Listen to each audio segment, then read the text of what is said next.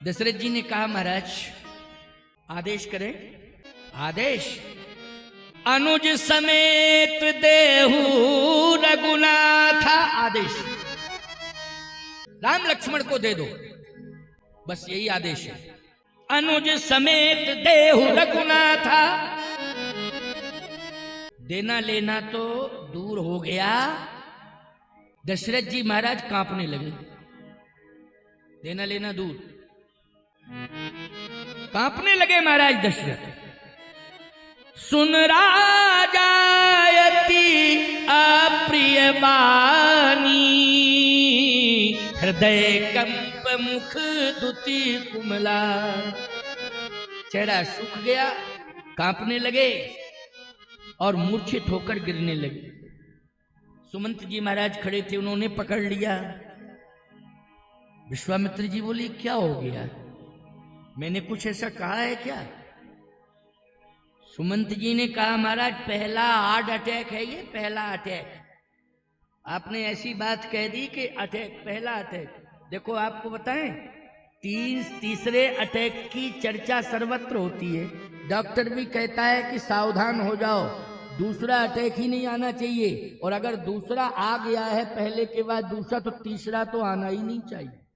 क्यों? दशरथ जी को पहला अटैक आया जब विश्वामित्र जी महाराज ने राम जी को मांगा। तो सुन राजा अति अप्रिय वाणी, हृदय कंप मुख दुति कुमलानी। जब अटैक आता है तो यही लक्षण है कि पसीना छूट जाता है, शरीर कांपने लगता है, मूर्छा आ जाती है। बोलो यही लक्षण है। लेकिन पहला अटैक और दूसरा अटैक तब आया दशरथ जी को जब कैकेयी ने वरदान मांगे। बोलो मांगे कि नहीं? विश्वामित्र जी ने राम मांगे तब पहला अटैक, और दूसरा अटैक कैकेयी ने वरदान मांगे, दूसरा अटैक। और जब सुमंत जी राम जी को वापस नहीं लौटा के लाए तो तीसरा अटैक। तीसरे अटैक में तो चले गए हैं, क्यों भाई चले गए कि नहीं? लेकिन यहां राम जी को मांगा तो पसीना निकल गया। ये खजाना खुला है, जो लेना हो ले लो। ये भूमि जितनी निम्न इक्ष्वाकु वंश की है, सूर्य वंश की, सारी आपकी है, ले लो। आप इसके स्वामी हो, भूमि स्वामी आप, खजाने के स्वामी आप। यहां तक कि मेरे प्राण के भी स्वामी आप हैं, मैं प्राण आपको दे रहा हूं, परंतु राम को नहीं दूंगा। क्यों? राम को क्यों नहीं दोगे? इसलिए राम मुझे पुरुषार्थ से नहीं मिले, राम मुझे संतों की कृपा से मिले। क्यों भाई मिले हैं कि नहीं? इसका मतलब यह है कि पुरुषार्थ से बड़ी होती है कृपा। समझ रहे हो कि नहीं? और संपत्ति से बड़ी होती है भगवान के चरणों की भक्ति। और कभी भी संपत्ति से विपत्ति दूर नहीं होती है। जब भी विपत्ति दूर होती है तो भगवान की भक्ति से दूर होती है। इसलिए विपत्ति को दूर करना है तो भगवान की भक्ति करो, भक्ति करो भगवान। और आज विश्वामित्र जी कहते हैं संपत्ति की ओर तो मैं देखूंगा नहीं। विश्वामित्र जी महाराज आज राम जी को मांग रहे हैं। दशरथ जी ने कहा अगर मुझे पुरुषार्थ से राम मिले होते तो मेरा अधिकार है, लेकिन जब मुझे पुरुषार्थ से राम जी नहीं मिले हैं तो मैं कैसे दे दूं? विश्वामित्र जी ने कहा कि ये बताओ पुरुषार्थ से तुम्हें क्या क्या मिला? दशरथ जी ने कहा कि मुझे अयोध्या का राज्य मिला, क्योंकि भाग्य मेरा जुड़ा हुआ है। मैं अगर रघुवंश में पैदा न हुआ होता तो मुझे ये राज्य नहीं मिलता। इसलिए ये भाग्य है और इसी में मेरा पुरुषार्थ भी है, क्योंकि पुरुषार्थहीन व्यक्ति कभी राज्य का संचालन नहीं कर सकता है। दूसरी बात यह है कि आप जो भी देख रहे हैं विस्तार, उसमें मेरा पुरुषार्थ है। जिस समय मैं राजा बना था उस समय अयोध्या में इतने भवन नहीं थे, लेकिन मेरे कार्यकाल में अनंत भवनों का निर्माण हुआ। ये पुरुषार्थ है। तो मैं है ना, ये आप गौशाला देख रहे हैं जिसमें 1.25 करोड़ गौएं हैं। जब मैं अयोध्या का राजा बना तो इतनी बड़ी गौशाला नहीं थी, लेकिन मैंने गौ सेवा भी की है और कर रहा हूं और विस्तार भी किया है। इस समय 1.25 करोड़ गौएं हैं मेरी गौशाला में। परंतु राम जी को मैंने 60,000 वर्ष की अवस्था में प्राप्त किया है, इसलिए ये पुरुषार्थ नहीं है, ये कृपा है। इसलिए मैं नहीं दे सकता हूं राम। विश्वामित्र जी ने कहा लूंगा तो राम को ही। दशरथ जी ने कहा कि सब कुछ दे सकता हूं लेकिन राम जी को नहीं दे सकता हूं। विश्वामित्र जी ने कहा तो मैं चला जाऊंगा। राम नहीं मिलेंगे तो मैं चला जाऊंगा, अयोध्या में नहीं रहूंगा। चरण पकड़ लिए दशरथ जी ने, जिद मत करो महाराज, प्राण लेने आए हो कि राम लेने आए हो? आखिर राम जी को आप लेके जा रहे हो तो करोगे क्या? विश्वामित्र जी ने कहा असुर समूह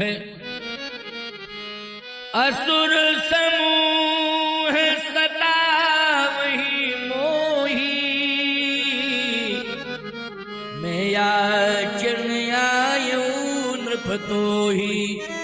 राक्षस सता रहे हैं इसलिए राम को लेने आया हूं, क्योंकि राम के द्वारा ही राक्षसों का विनाश होगा। दशरथ जी ने कहा 15 साल के राम है, अगर आपको ऐसा ही कुछ समझ में आ रहा है तो मैं सेना ले चलूं, शस्त्र ले चलूं, स्वयं चलूं और युद्ध करूं, राक्षसों को मारूं, आपका यज्ञ सफल कराऊं। विश्वामित्र जी ने कहा दशरथ अभी तक तुमने सोचा नहीं, अब सोच रहे हो। राक्षसों को तुम मार सकते हो, लेकिन महात्मा मारने पर विश्वास नहीं करता है। अगर किसी को मारना भी पड़े तो उसमें भी कल्याण हो जावे, वो तर जावे।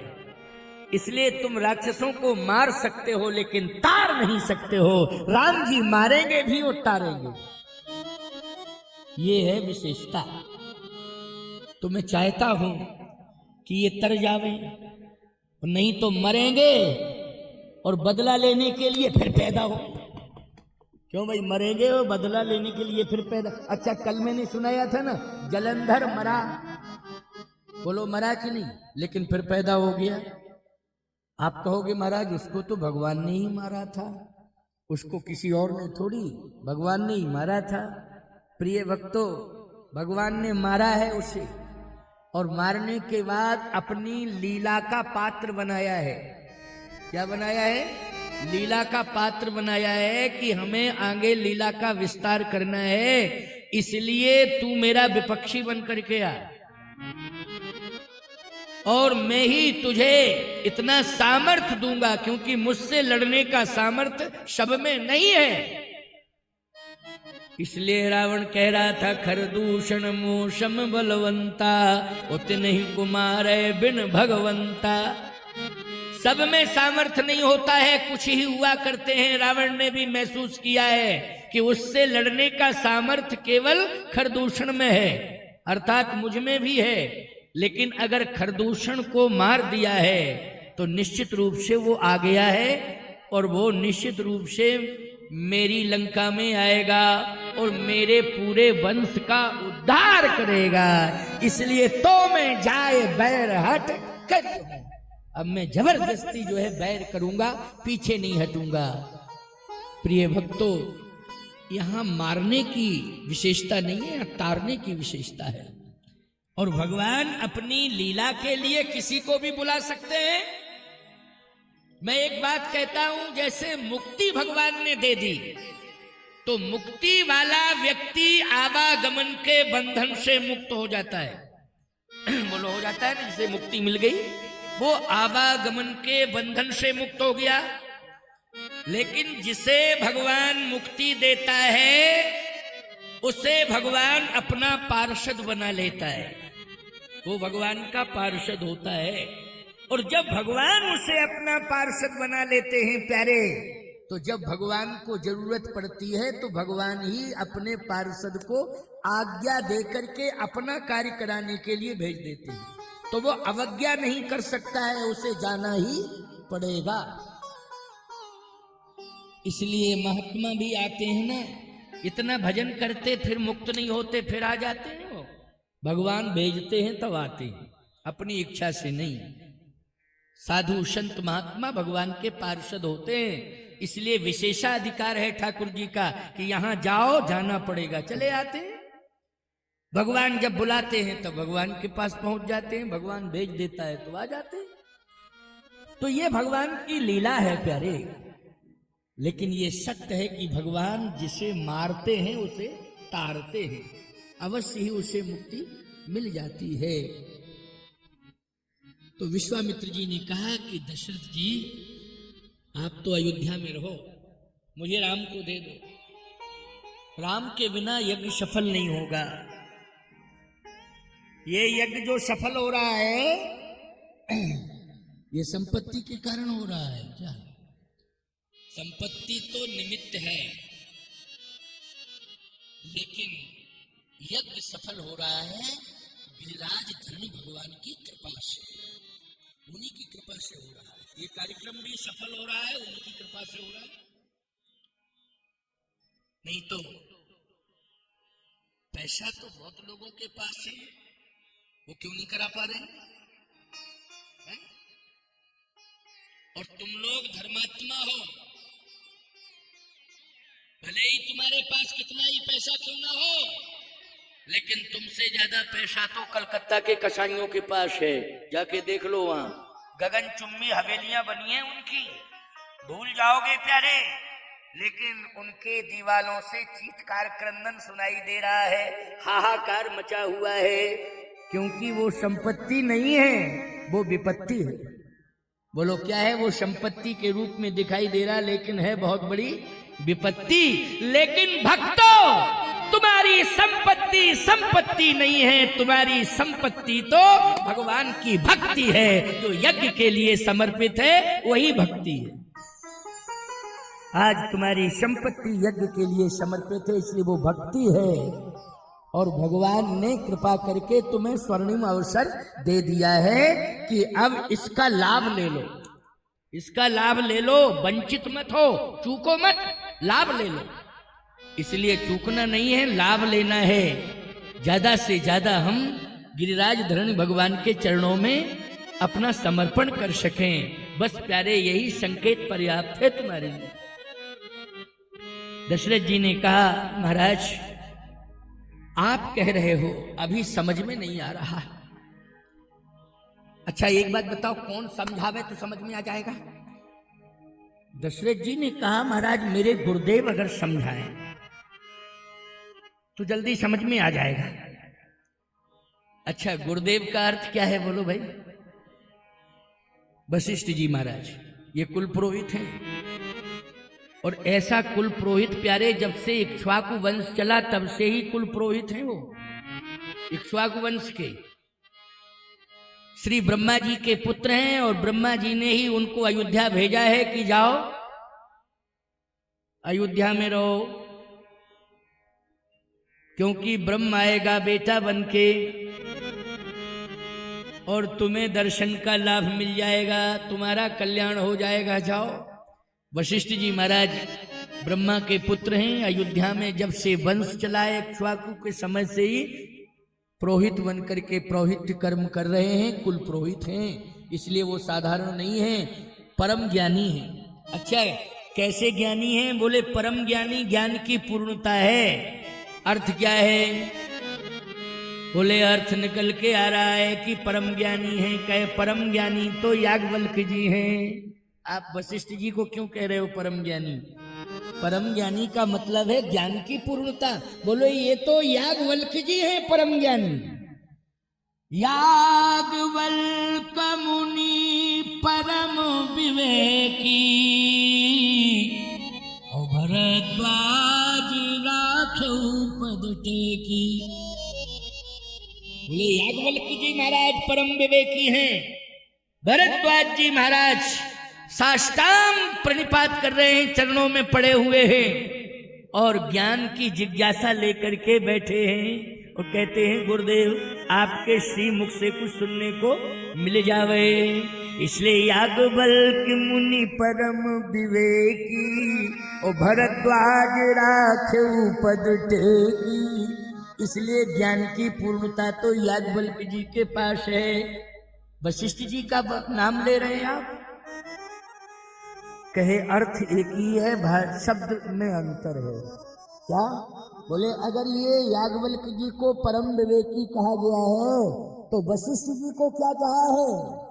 गुरु विवेक सागर जग जाना जिन्हीं देसु करी वगर समाना। ये ज्ञान के समुद्र है। तो बोलो समुद्र में पूर्णता है कि अपूर्णता है? जल्दी में समुद्र की थाह कोई ले पाया?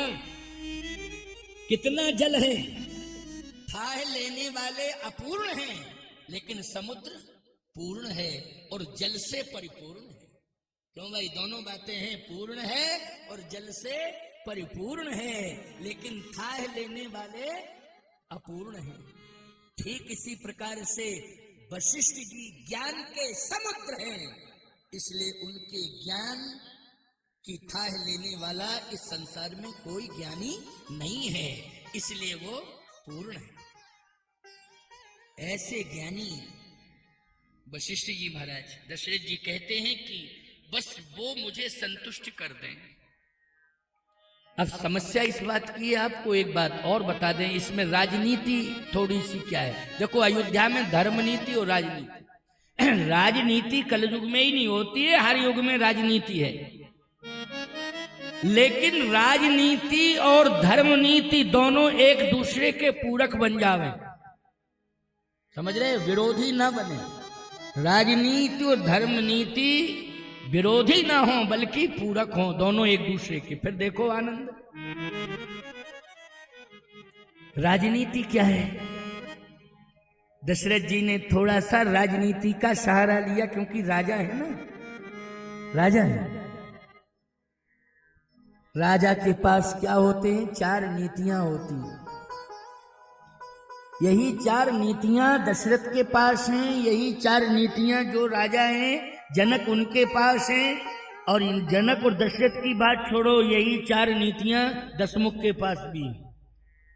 शाम दाम और दंड विभेदा और नृपुर बसत नाथ कह बेदा। तो महाराज दशरथ ने इन नीतियों का सहारा लिया है, यही है राजनीति। जैसे साम नीति क्या है? आप अगर दूसरे का सम्मान कर रहे हैं, यही है साम नीति। सम्मान करना क्या है? ये साम नीति है, सुनते जाओ। इसलिए आज तुम्हें भगवान ने अपने घर का राजा बनाया है। प्रजातंत्र में सब घर घर के राजा हैं, अपने अपने घर के राजा। राजतंत्र में एक राजा होता था, संपूर्ण प्रजा होती थी, लेकिन प्रजातंत्र में तो अपने अपने घर के सब राजा हैं, क्योंकि हमारा भारत स्वतंत्र है और हमारा भारत महान है। इसलिए हम भारत में स्वतंत्रता दिवस मनाते हैं। बोलो मनाते हैं कि नहीं? वशिष्ठ जी ने इक्ष्वाकु वंश की मर्यादा रखी, वशिष्ठ जी ने ब्रह्मलोक की ब्रह्मा की मर्यादा रखी, और वशिष्ठ जी ने जब मर्यादा रखी तो मर्यादा पुरुषोत्तम उनके चरणों में लेट गया, करके नतमस्तक हो गया। है ना? ये है मर्यादा पालन करने वाले की ताकत, क्षमता। मर्यादा पुरुषोत्तम बोलो। लेकिन संतों की मर्यादा तो हमेशा होती आई इक्ष्वाकु वंश में, परंतु इनके उपदेश की भी मर्यादा। दशरथ जी कहते हैं कि मैं निश्चित रूप से गुरुदेव के शब्दों की, उनकी आज्ञा की मर्यादा रखूंगा। वो जैसा कहेंगे मैं वैसा कर दूंगा। अच्छा, शाम दाम, दाम नीति क्या है? खजाना खोल दिया, कहा जितना लेना हो उतना ले लो, पूरा खजाना आपका है। शाम दाम और दंड विभेदा। लेकिन अब एक नीति का थोड़ा सा सहारा है, भेद नीति। दंड नीति का प्रयोग रघुवंश में नहीं किया जा सकता है, चाहे जितनी बड़ी चुनौती आ जाए, लेकिन संतों के ऊपर दंड नीति का प्रयोग नहीं किया जा सकता है। यह रघुवंश की मर्यादा है। वैसे तो भेद नीति का भी प्रयोग नहीं किया जा सकता है, लेकिन कंडीशन पर डिपेंड है। अगर भेद नीति की विशेष जरूरत पड़ रही है तो दशरथ जी ने उसी का सहारा लिया कि वशिष्ठ जी महाराज गुरुदेव जी जैसा कह देंगे हम वैसा करेंगे। अगर वो कह दें राम को दे दो तो मैं दे दूंगा, अगर वो नहीं कहेंगे महाराज तो क्षमा करना। अच्छा, दशरथ जी इसलिए इस विश्वास के साथ कह रहे हैं कि वशिष्ठ जी महाराज के पुत्रों को क्रोधाग्नि में भस्मीभूत किया था विश्वामित्र ने, और जब ये विश्वामित्र जी अपनी क्रोधाग्नि से वशिष्ठ जी महाराज के पुत्रों को भस्म कर चुके हैं, तो वशिष्ठ जी महाराज विश्वामित्र को देख करके यही कहेंगे कि मेरे पुत्र तो भस्म हो गए, तू बचा ले अपने पुत्रों को, खतरनाक बाबा है, मत देना। क्योंकि वशिष्ठ जी में और विश्वामित्र जी में भेद है, मतभेद है। क्या है? मतभेद। देखो, मतभेद हो सकता है, अलग अलग मत हैं। हमारे यहाँ संतों में भी मत अलग अलग हैं, लेकिन मन भेद नहीं होना चाहिए। क्या? मन भेद नहीं होना चाहिए। और अच्छा कार्य हो रहा है तो उसमें मतभेद को दूर कर देना चाहिए। अच्छे कार्य के सहयोग में सबका एक मन हो जाना चाहिए, मतभेद समाप्त कर देना चाहिए। इस मर्म को शायद दशरथ जी नहीं समझ रहे हैं, लेकिन इस मर्म को वशिष्ठ जी समझते हैं, विश्वामित्र जी समझते हैं। उन्होंने कहा ठीक है, अगर गुरुदेव कह देंगे तो दे देना, गुरुदेव की आज्ञा का पालन करना चाहिए, बुला। वशिष्ठ जी महाराज को बुलाया गया, प्रार्थना करी। लेकिन वशिष्ठ जी महाराज कितने मर्यादित हैं, गजब। जैसे ही विश्वामित्र जी को देखा तो दौड़ पड़े विश्वामित्र जी की। अच्छा, वशिष्ठ जी महाराज को आते हुए विश्वामित्र जी ने देखा तो खड़े हो गए, क्योंकि अभिवादन। और वशिष्ठ जी विश्वामित्र जी की ओर दौड़े और अपनी भुजाओं में, अजान बाहु है वशिष्ठ जी महाराज, लंबी लंबी भुजाओं में विश्वामित्र जी को भर लिया और हृदय से लगा लिया।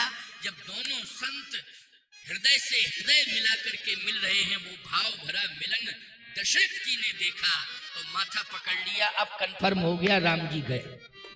अब राम जी रुकने वाले नहीं अयोध्या में हैं, क्योंकि मैं देख रहा हूं कि विश्वामित्र जी के अनुकूल वातावरण है, क्योंकि हृदय से ही लगा लिया। अब तो किसी प्रकार का कोई भेद और मतभेद है ही नहीं। दोनों संत जब मिल रहे थे तो अपनी अपनी समस्या बता रहे थे। तो समस्या तो सबसे ज्यादा विश्वामित्र जी महाराज के जीवन में है। इसलिए उन्होंने कहा कि मेरा यज्ञ तो राम के द्वारा ही सफल होगा, लेकिन राम मिल नहीं पा रहे, आप कृपा करके मुझे राम दिलाओ। कहे राम को कौन नहीं दे रहा है, राम तो संतों के हैं। मना किसने किया? विश्वामित्र जी ने कहा, दशरथ ने मना किया। वशिष्ठ जी ने कहा, दशरथ इधर आओ। विश्वामित्र जी महाराज खड़े हैं, वशिष्ठ जी ने इशारा किया, दशरथ जी महाराज आ गए, हाथ जोड़े खड़े हैं दोनों महात्माओं के बीच में। कहा, जानते हो ये कौन है? ये संत है, और संत में भी परम संत है, और परम संत में भी तपस्वी संत है, और साधारण संत नहीं है, यज्ञ करने वाले संत हैं। और यज्ञ केवल अपने लिए नहीं किया जाता है, यज्ञ तो प्रकृति को प्रसन्न करने के लिए किया जाता है। यज्ञ तो प्रकृति को प्रसन्न करने के लिए किया जाता है, और प्रकृति जब प्रसन्न हो जाती है तो याद रखना खुशियां बरसने लगती हैं। ये जो मेघ बरसते हैं ना, धरती, प्यासी धरती को तृप्त करते हैं, बोलो तो खुशियां आ जाती हैं कि नहीं आ जाती हैं? जब प्यासी धरती तृप्त होती है मेघों के माध्यम से। लेकिन ये मेघ किसका अनुशासन मानते हैं? यज्ञ का। किसका मानते हैं? यज्ञ का मानते हैं। और जब ये बरसने लगते हैं यज्ञ के अनुशासन से, तो प्यासी धरती तृप्त हो जाती है और हरितमा आ जाती है, खुशियां आ जाती हैं, और हमारा गांव, हमारा घर, गांव और राष्ट्र जो है समृद्ध हो जाता है। हो जाता है कि नहीं हो जाता? इसलिए ये केवल व्यक्ति के लिए नहीं, ये तो प्रकृति को संतुष्ट करने के लिए है। इसलिए बाधा खड़ी मत करो, राम को दे दो। और सुनो, प्रकृति और परमात्मा दोनों ही एक दूसरे के पूरक हैं। प्रकृति और परमात्मा, प्रकृति में परमात्मा है और परमात्मा में प्रकृति है। इसलिए दे दो राम को। और एक अद्भुत बात कही, मना क्यों कर रहे हो? तुम्हारे वंश में मना नहीं किया जाता है। ये दो ही वंश हैं केवल इस सृष्टि में जहां मांगने वाले कभी मना सुन के नहीं गए। वो वंश है रघुवंश और निम वंश। ऐसे वंश कम ही हैं और दो ही हैं, एक तो रघुवंश, दूसरा निम वंश।